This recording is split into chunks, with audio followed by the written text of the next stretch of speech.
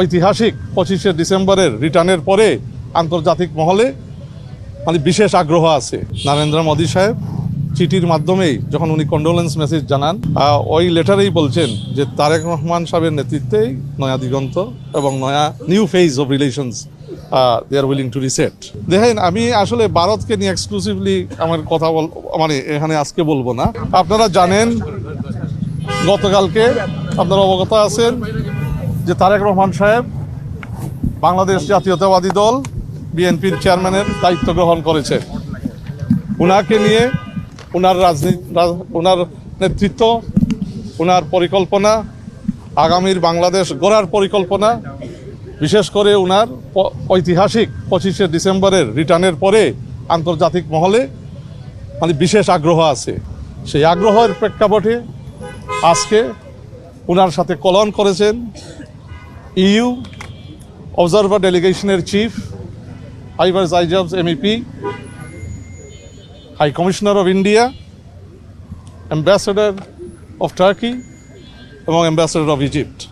এই আলোচনাগুলোতে ওনারা ম্যাডামের কন্ডোলেন্স মেসেজ ওনার কাছে পার্সোনালি দিয়েছেন।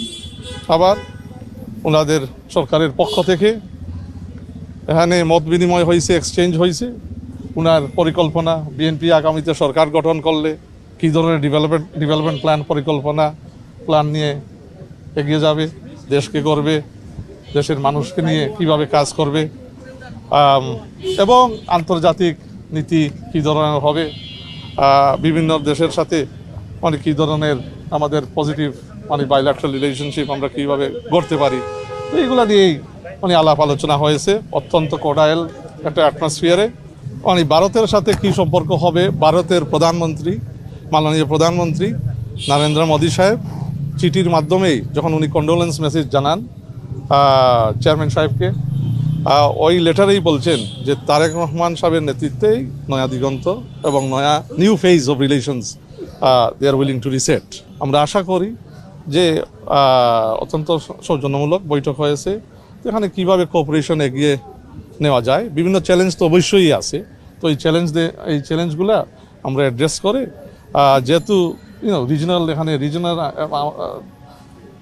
বিএনপির চেয়ারম্যান সাহেবের ভিশনে বা ইলেক্টেড গভর্নমেন্ট বিএনপির peace, security and stability in the region একটা principal in terms of it will be a principal projection of elected BNP government.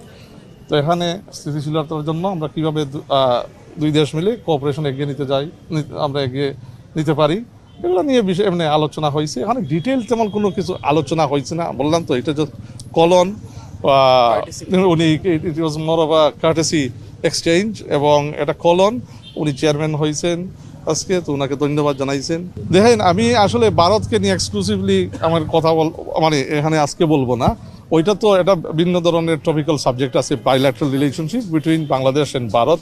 আজকে আমি বলবো, এখানে আপনি দেখেন তারেক রহমান সাহেব দেশে আসার পরে একের পর এক সরকারের প্রতিনিধি ঢাকায়, রাষ্ট্রদূতরা ওনার সাথে মিলিত হচ্ছেন, সাক্ষাৎ করতে আসছেন। এই আগ্রহ নিয়েই যে উনি আগামীতে এশিয়া প্যাসিফিকে একজন গুরুত্বপূর্ণ নেতা, শুধু বাংলাদেশের নয়। ওনার আসার ঐতিহাসিক যে রিটার্ন 25 তারিখে আর মানুষের সমাগম ঢাকাতে, ওইটা দেখে বিশ্বমহল, বিশ্ববাসী, বিশ্ব স্টেক হোল্ডাররা, যারা ওয়ার্ল্ড পলিটিক্যাল লিডার্স, এটা বুঝতে পারছেন যে তারেক রহমান সাহেব একজন গুরুত্বপূর্ণ নেতা, not just only for his country but for the reason. তো স্বাভাবিকভাবে ওনার প্রতি এখন ইন্টারেস্ট, আগ্রহ আছে।